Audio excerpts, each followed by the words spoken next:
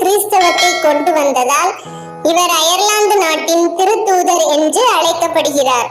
புனித கொலும்பா மற்றும் புனித பிரிஜித் ஆகியோருடன் இவரும் அயர்லாந்தின் பாதுகாவலர் ஆவார்.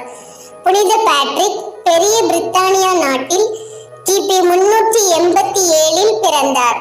இவருடைய 16வது வயதில் கடற்கொள்ளையர்கள் இவரை கடத்தி கொண்டு போய் அயர்லாந்து நாட்டில் உள்ள ஆதி மனிதர்களிடம் அடிமையாக விற்றுவிட்டனர்.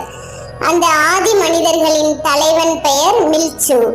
அந்த தலைவனிடம் புனித பேட்ரிக் தன்னை தன் பெற்றோரிடம் அனுப்புமாறு பணிவுடன் கேட்டார். அந்த தலைவன் மில்ச்சு, உன்னை என் அடிமையாக வாங்கிவிட்டேன், என் ஆடுகளை மேய்த்து கொண்டிரு என்று கட்டளையிட்டான். 6 ஆண்டுகள் புனித பேட்ரிக் அடிமையாக வாழ்ந்தார். ஒரு நாள் இரவு புனித பேட்ரிக் தூங்கிக் கொண்டிருக்கும் போது கடவுளின் தூதர் அவர் முன் தோன்றி, பேட்ரிக் எழுந்திரு, உன் பெற்றோரிடம் திரும்பி போ, உனக்காக துறைமுகத்தில் ஒரு கப்பல் காத்து கொண்டிருக்கிறது என்றார்.